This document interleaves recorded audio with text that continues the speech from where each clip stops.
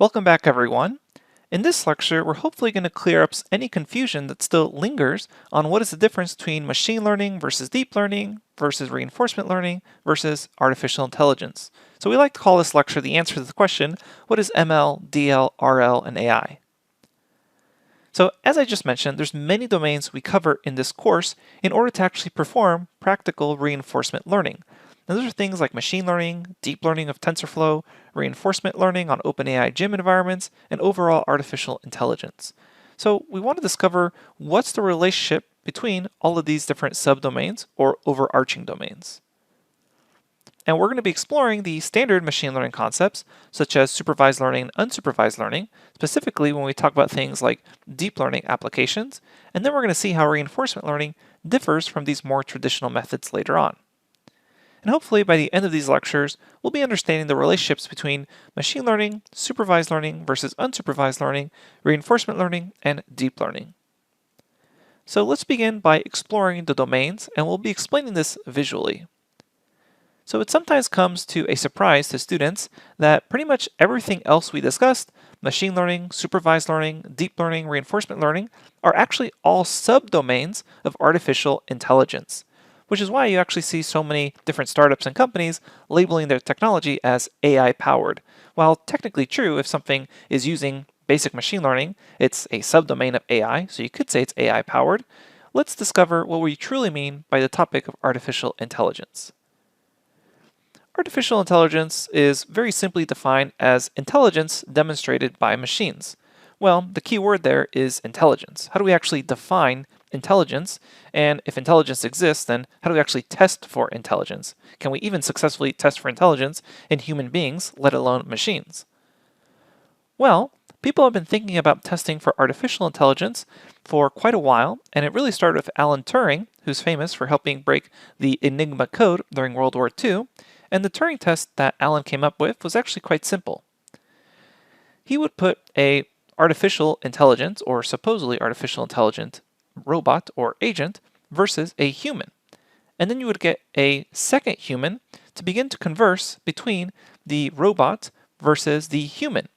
And the Alan Turing test for artificial intelligence, aka the Turing test, actually stated that if a human could not tell the difference between the robot versus the other human over 50% of the time, then that robot was deemed to be intelligent or artificially intelligent.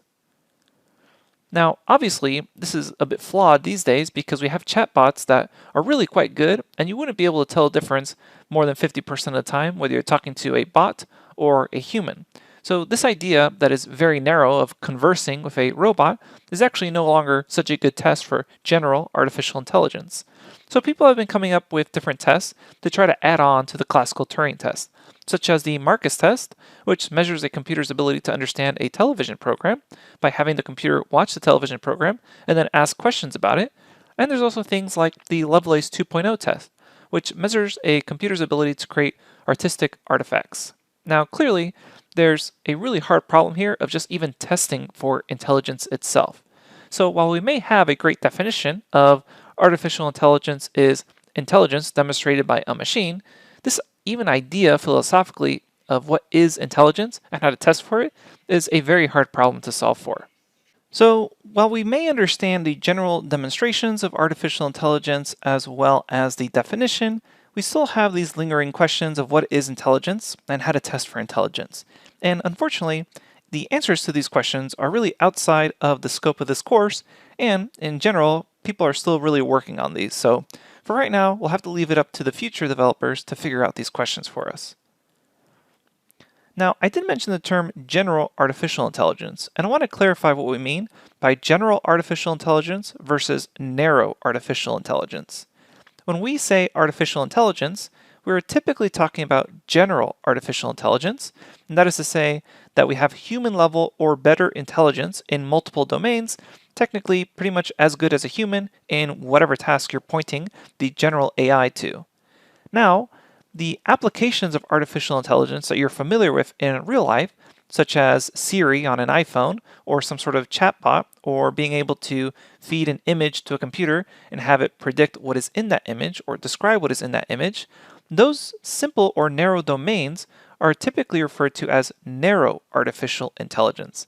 So when we're talking about things like chatbot image recognition or a computer being the best Go or chess player in the world, these are still not general artificial intelligence because they're solving a narrow subdomain or a narrow task.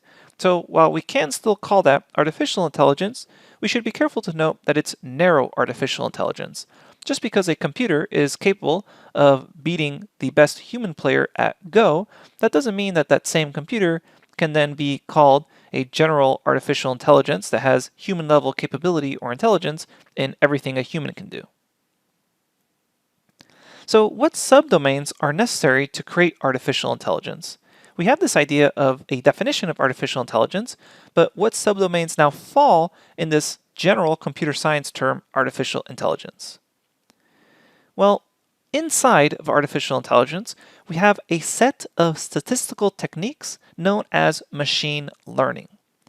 And there's different types of machine learning. There's supervised learning, which uses historical labeled data in order to predict future outcomes. There is unsupervised learning, which uses historically unlabeled data in order to figure out patterns in that data. And then there's reinforcement learning, which is a very different approach from supervised and unsupervised learning in the sense that it typically doesn't rely on historical data at all. Instead, it relies on a unique system of an agent, an environment, observations, and rewards in order to essentially kind of teach itself through self-play or self-exercise on an environment to figure out the best way to accomplish a task. But more on the core concepts of reinforcement learning later. The main thing I want to get across here is that supervised learning, unsupervised learning, and reinforcement learning are all subdomains of machine learning, which itself is a subdomain of artificial intelligence. Now, what happens when we're talking about artificial neural networks or deep learning, which is a big part of this course when we talk about dealing with TensorFlow and Keras. And later on, we'll see how we can combine deep learning with reinforcement learning to try to get close to artificial intelligence. Deep learning is actually a specific set of algorithmic techniques that rely on something known as an artificial neural network. And these artificial neural networks that try to mimic the biological neural networks found in a human brain through mathematical code in something called a perceptron, which we'll learn about later on, can actually be used for supervised learning, unsupervised learning, or reinforcement learning. Now, it often gets confused with students new to this field that deep learning and artificial intelligence or deep learning and reinforcement learning are the same thing. They are definitely not.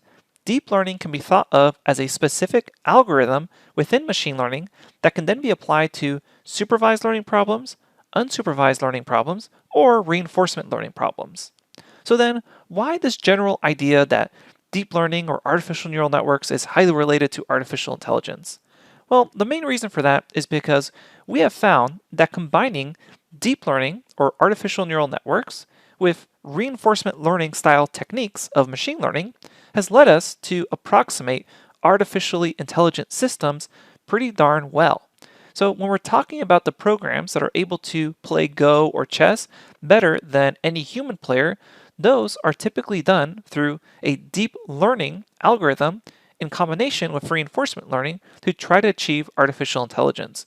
And right now, people have found that one of the best methods of trying to achieve artificial intelligence is through this combination of deep learning and reinforcement learning, which is why we focused the course on discovering and understanding deep learning first, then seeing how we can apply it with reinforcement learning techniques to try to get some artificially intelligent systems, at least narrow artificial intelligence.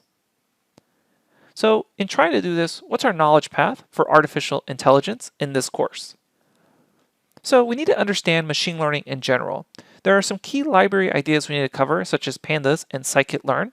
We don't need to become experts in them, but we should understand their basic functionalities because later on we're going to be using them for the supervised learning process.